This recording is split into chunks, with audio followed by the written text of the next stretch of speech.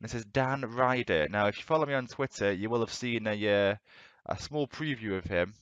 But this man at 15 is sensational, absolutely incredible. So we're going to have him for at least another year after this season, and he is going to progress, in my opinion, and hopefully be the future of this club. Remember the name, Dan Ryder. And here he is And Dan again. Ryder is making Here he is again. space, That's but a he's got a lot to do astonishing from there. effort. Although he does it magnificently. Dan Ryder, what a goal!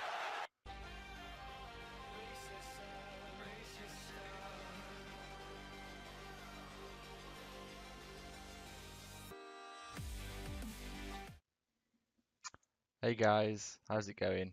My name's Dave, DLC Dave, and as you can see on the screen, we are in the Football League. The Football League. Now, you may have guessed from the intro that I put together that not all is not all is well. Dan Ryder has gone. I'll let that sink in. Dan Ryder has left. Not by my choice. Not by my choice whatsoever. If you have a look at the screen right there, Newcastle made a bid. The chairman accepted it, and because I had kicked up a fuss about another player leaving, which was Paul Herbert, by the way, and I'll explain in a second why I'm very annoyed about the fact that that was given as a reason why Dan Ryder was allowed to leave. They made a decision without my input. Now, the fee is 2.9 million for upfront, with a 2 million pound sort of in extra fees that could come in, plus a profit and friendly and whatever. However, I have turned down 6 million in the season in January and got no issues. And I don't know why now they felt like this was the time as we get into the Football League to essentially pull the rug from under us. And he was not the only player that they did it to. Because I had at first I had an issue with Paul Herbert. They did this. They accepted it, and I was able to talk them round after going pretty far into the list of reasons why they shouldn't accept it. But eventually, they agreed not to sell him, and then they came back with this, saying that because I had tested one before, they're going to take the decision to just not consult me again. That's I can't understand it, but that's kind of what they wanted to do. However, just in the last week, I'll show you the screen now, you'll see that we brought in £8.75 million in sales. Then Ryder makes up 2.9 of that. The other one, the majority, is Paul Herbert, which they also then let go after. And so they are out of my control. They have sold Paul Herbert and Dan Ryder, our two, by far and away, our two best players. And it's different than when we sold Boys. That was and Elms. They were my decisions. I felt like I was making them for the good of the club, and now I just feel like I'm battling against the board. I mean, Dan Ryder's on £42,500 a week, and an outrageous sum of money. He's just turned 19 2 days ago, and he's playing in the Europa League, for Christ's sake. He's going to be an absolute superstar. And for us only to get 2.9 million for him up front, I mean, I probably will achieve most of those clauses in his deal, but it's still it's still crushing, really, to lose him at all, because I feel like we've just lost an absolute stunning footballer. And I mean, 106 goals in 102 league games. How do you replace that? How do you replace that? But again, As I said, when Elms and when Boyce left the club, I will do my utmost to try and get these players to return. One day, Dan will ride again. That's something that I will really, really try and make sure that happens. Now, I have not made any transfers this year in. Like I've tried to bring in. I tried to bring Adam Elms back to the club on loan. Newcastle have taken Ryder and Elms, by the way. Newcastle wanted him in the first team. I tried to loan back Herbert. I tried to loan back Ryder, and they weren't interested. West Ham were willing to let me have Regan Cole on loan, but he didn't want to come to us for some reason. He just turned us down. So right now I'm without a transfer, and I may not even make one this summit this year. Uh, if I do, it could be a backup striker because right now we've got Alan Skinner with Ryder gone, which is still difficult for me to say. It's been very tough. Finances really fantastic. 7 million in the balance now. We're undertaking a pretty big expansion to the stadium again, and the facilities are being improved again, which is obviously good for the club and everything. But I really hope that wasn't the reason why they felt the need to take that decision on Ryder and Herbert, because we need these players. We absolutely need them. So we are in our first game of the season today. We are playing Barnet in the first game in the Football League.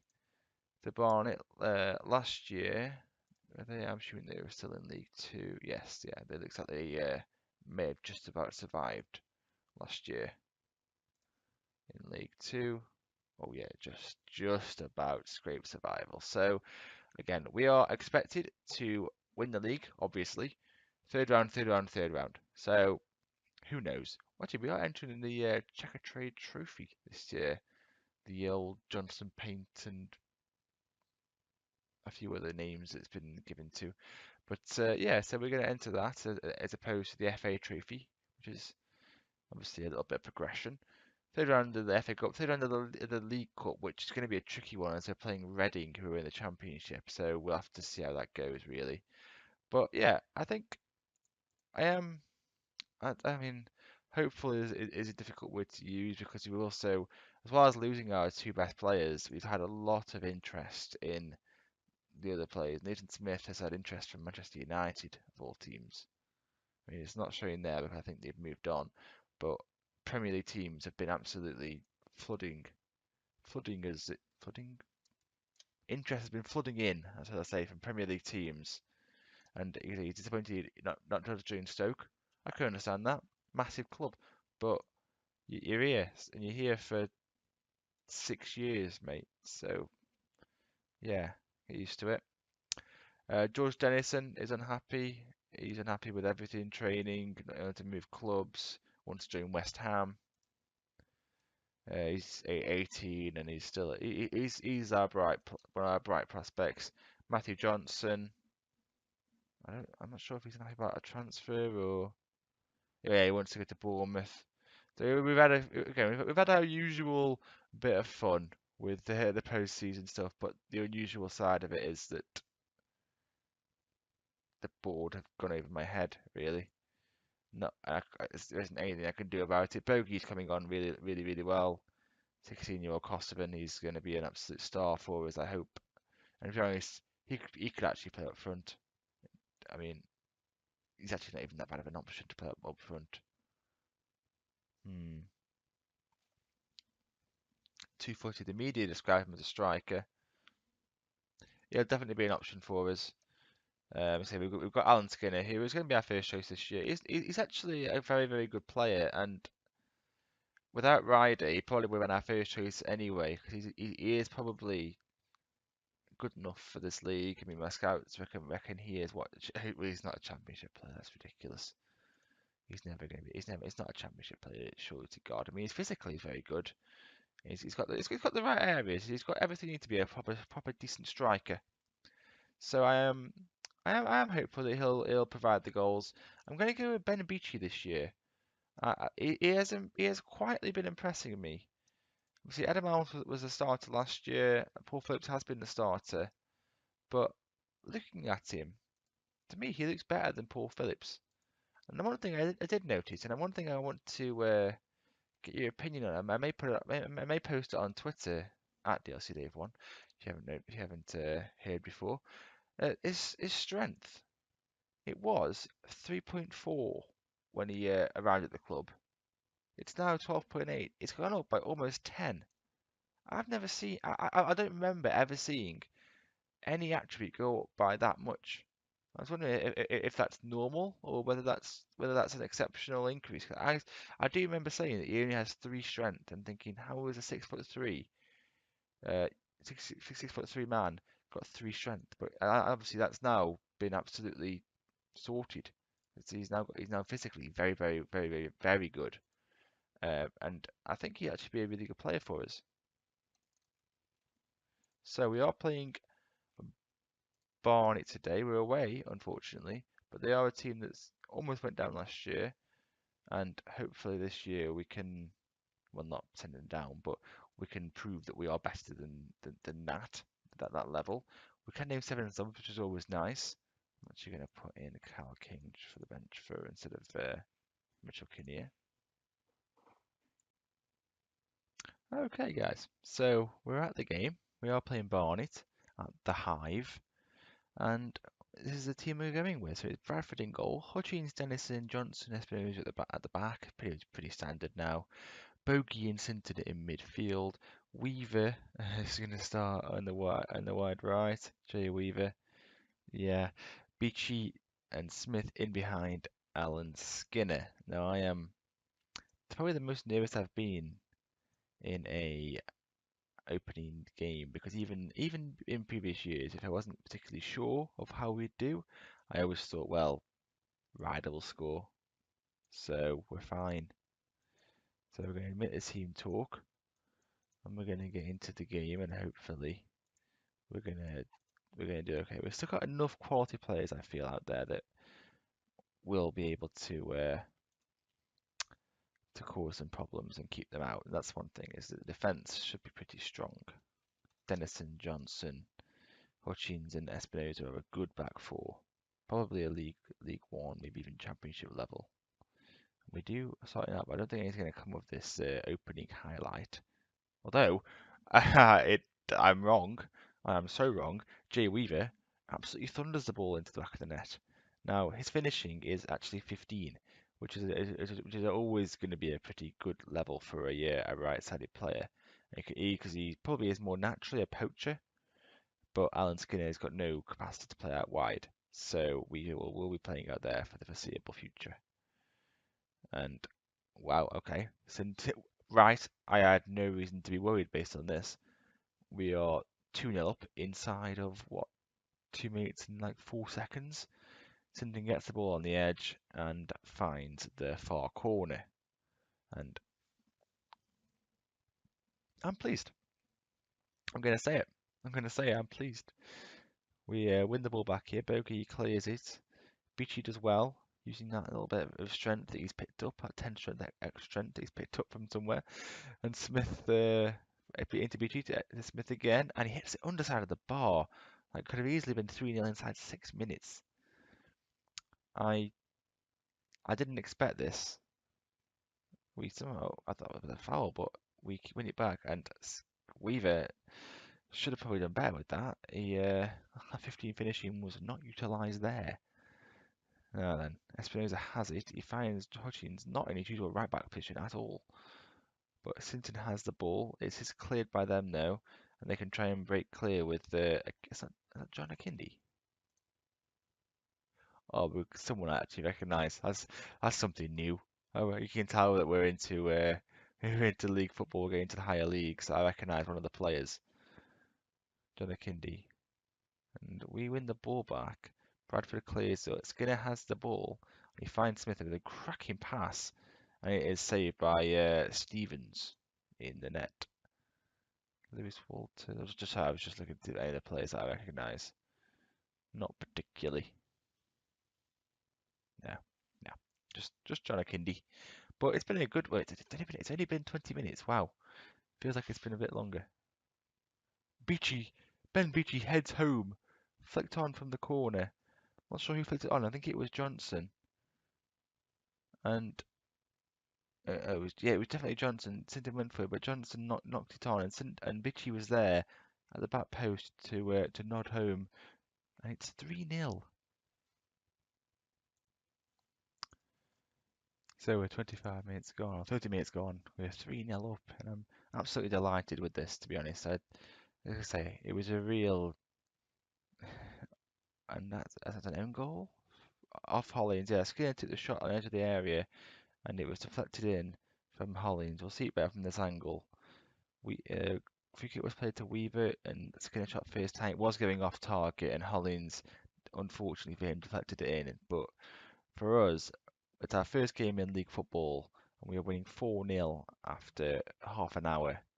Now, I did say we are playing one of the definitely probably the poorest team that were in League Two last year that stayed up, but they have scored a goal.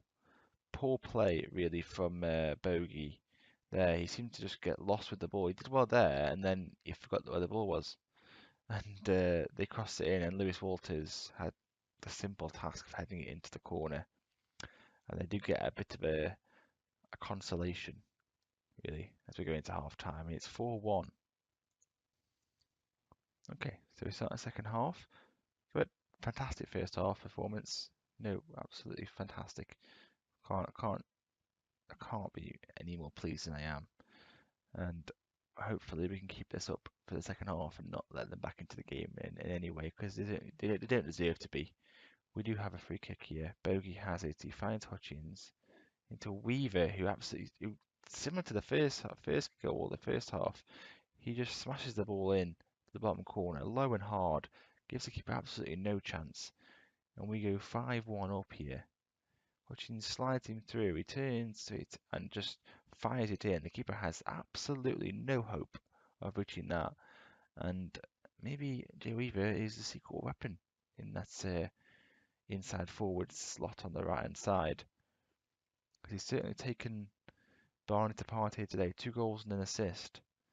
We're in towards the last 20 minutes. They have a chance. Akinde crosses it, but we do clear, and Skinner can break away. I don't think he scored yet, Alan Skinner, but he slides in Ben Beachy, and it's well, it should have been a simple task. He just about put it in, but great passing, great selflessness really from Alan Skinner to slide him in. Was the right ball, and he played it at the right time. And I'm going to make a couple of changes now that I can do. I'm going to take off Chris Sinton and bring on Luke Peacock just to give Sinton a bit of a rest. I feel like it's a good opportunity to bring on Jimmy Gale, Adam Kane for Nathan Smith, and I'll probably leave the last sub just in case any injuries or further cards happen. But as you can see, Beachy had an absolutely free. It's a top finish, a little bit close to the post of my liking, but you can't argue with the accuracy of it, I suppose. And we're into the last 5 minutes here. I can make this up now. I'm going to bring on Gavin Robson for Jay Weaver just because he's been booked, and it's good to give him an ovation. I'd imagine he'll get one after 2 goals and an assist.